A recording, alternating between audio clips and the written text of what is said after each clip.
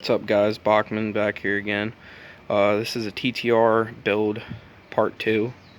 It's 2007 TTR 125 LE. It has the big wheel, which is a 16-inch rear wheel, and then I swapped the forks out and triple clamps with a 2002 YZ85 along with the front wheel and the front brakes. So the front wheel is a 17. There's currently no air in it. The tire and tube is shot, so it needs a tire and tube. But this is what a TTR looks like with no air box, no battery box, no fenders, plastics, gas tank, or engine. Yeah, so that's what we're working with. The bare necessities are on there. I'm going to pressure wash it. It's getting new levers, new bars, a couple little knickknacks and doodads, new grips, stuff like that. Earlier, it's the same day, I had the whole motor torn down.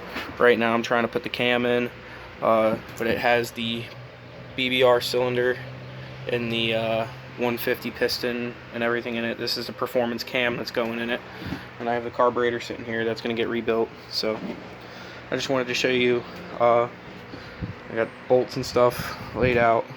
I just wanted to show you the bike as to what we're starting with. So hopefully once this motor is built, I'm going to pressure wash the whole bike, put the engine back in it and the frame cradle after I clean both of those after it's completely assembled, and then reinstall the engine and everything. And then whenever my linkage bearings get in the mail, I'm going to be redoing all the linkages that are loose, and then basically the back half of it's fine. The back wheel's going to come off because I'm going to put a sprocket on it, and I want to do something with the chain slider. It's a little funky, so I'm going to fix that up, and then yeah, go about the rest of it. I'll show you everything throughout the progress of the build. So this was a short little part 2 video, and hopefully within the next hour or so I will have the motor buttoned up and ready to be put in, and then just clean it up. I want to paint my starter.